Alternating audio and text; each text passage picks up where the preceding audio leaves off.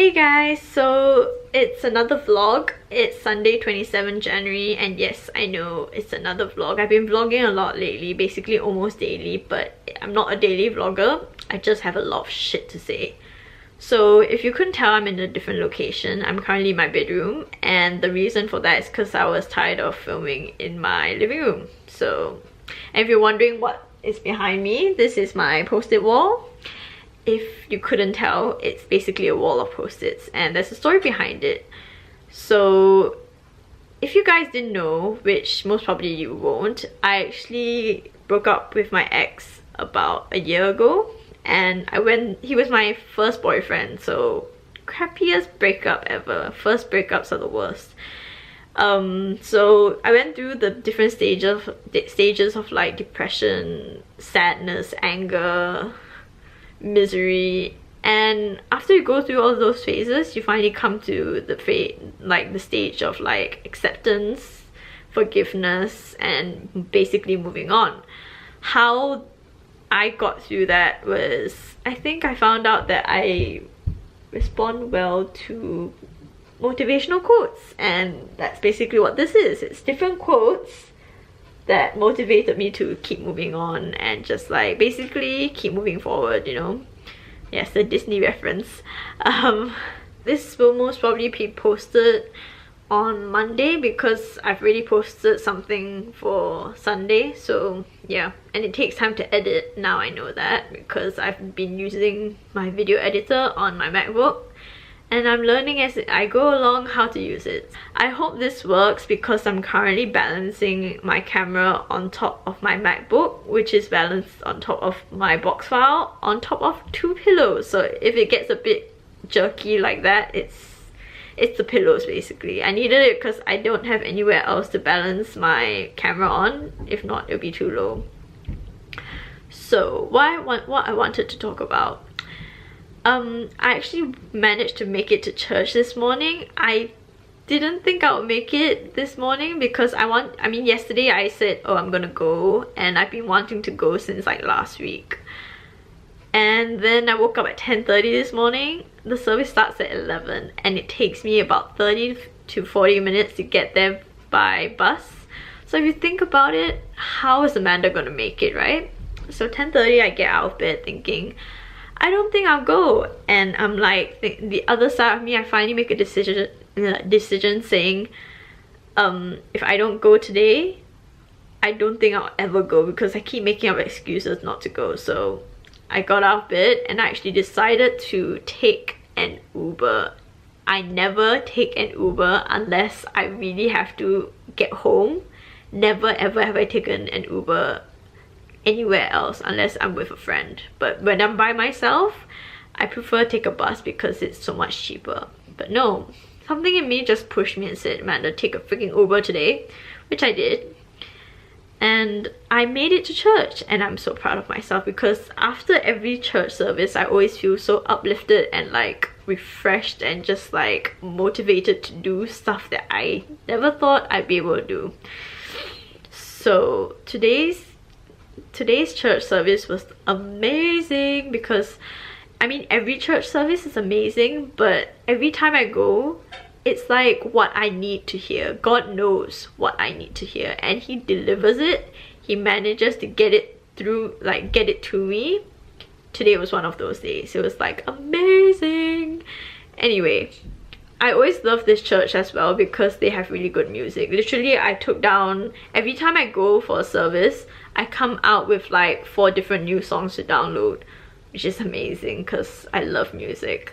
So today, we had more than one preacher. We had not the normal sermon, so that was quite interesting, and 2 lessons I learned today. Lesson 1, waiting is alright.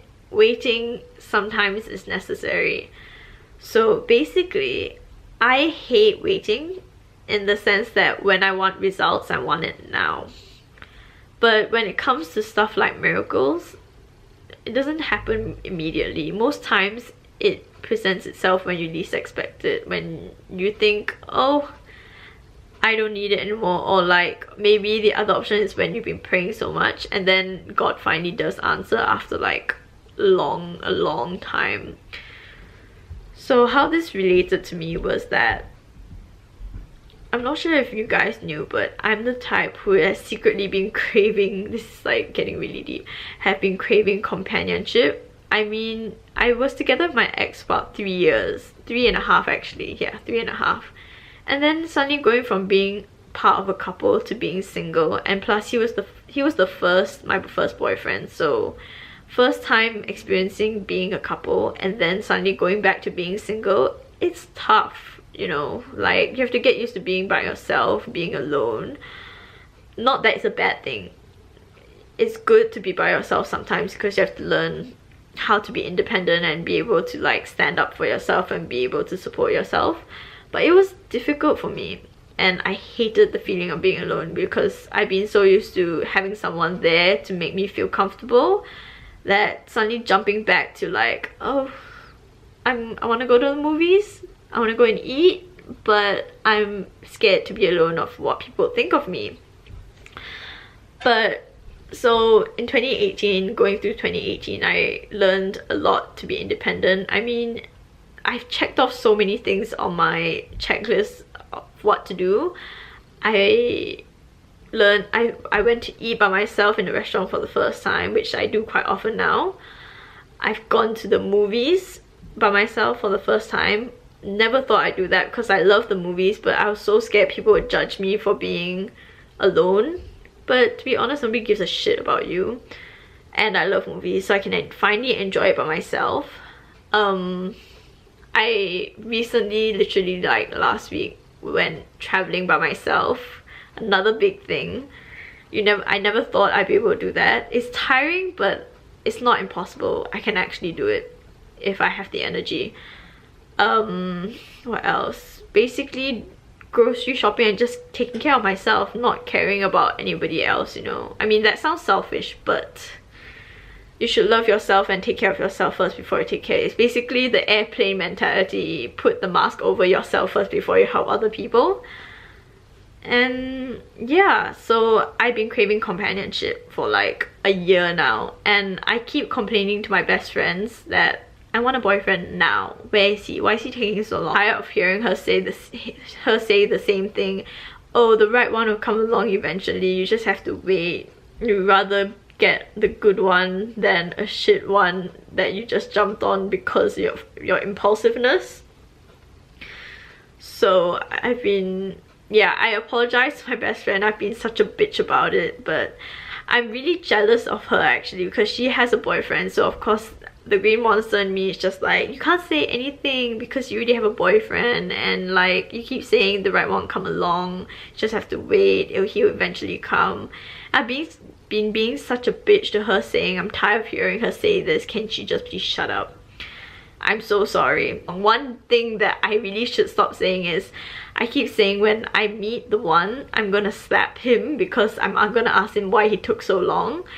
But during the preach today, the sermon by this preacher, she said sometimes waiting is necessary, and during the time you wait, you learn new things, you grow. It takes time and effort to get to the good things. Human beings are actually quite impatient, especially me. As I said, I want things now. But I believe God knows when the right time is for things to happen. It takes the right timing to get good things, you know. You can't expect it immediately, because if you just settle for what comes, it's gonna be just like average. It's not gonna be amazing, right? So I have to remember that it takes time and it's worth the wait. That's the quote. It's worth the wait. So yeah, I mean, I could get together with someone now, but he might not be the one because I rushed into it. Basically, don't jump to a rebound, right? But it's tough waiting because you get impatient and frustrated, which is what I've been doing, complaining to my friends all the time, saying they can't say anything. That's lesson 1. Lesson 2 was by another preacher. It's a different person, but basically what he was saying, that learn to let things go, let go of the past. That also reached out to me because past year I've been clinging on to the past, in the sense that I've been saying, oh, I miss the good old days. I wish I could go back to my poly days with my friends when I was happy and I was having fun. Compared to now, I've been in uni, not saying it's been miserable, but it's not my happiest that I've been. I was happier back then. So I've been complaining, saying, oh, I wish that I could go back. I wish that I could still be with my ex, which is like a big no-no. I mean, he's great. I'm not saying he's not great, but one thing is that really reached out to me, the preacher said he might have been it for getting from point A to point B, but he might not be the right person from getting from point B to point C. So he might have been great for then, but for now, he's not what I need. Which I thought about it, and he's right. Sure, you can reminisce about the past, but don't get stuck in the past, because once you get stuck in the past, you won't grow. So that really reached out to me, because I feel for the past year, it was like a revelation when he was saying this, that I've been thinking so much about the past and craving the past that I didn't see what's about the good things that's right in front of me that I should grab while I can, or like I should look forward to the future about what's to come, because the future is the future. The past has already happened. There's no point in looking back, because it's basically not learning from my mistakes. So that really spoke to me to the extent that I got emotional and I was like on the verge of tears, and it was kind of embarrassing. I mean, God says come as you are to church, but crying in church is kind of embarrassing. Okay guys, so that's pretty much it about the sermon today. Hopefully you found that interesting, and I guess I'll catch you again in the next vlog.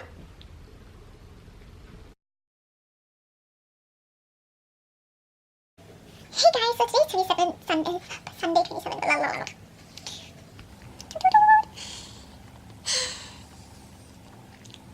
The term waiting, no, what's the term? The term, that's not actually the quote. Gosh, what is the quote? Brain fart for a moment, I'm just trying to remember what the quote is. Basically makes you, or makes anyone who does that turn out like me. Not saying I'm, like, this is going downhill so fast.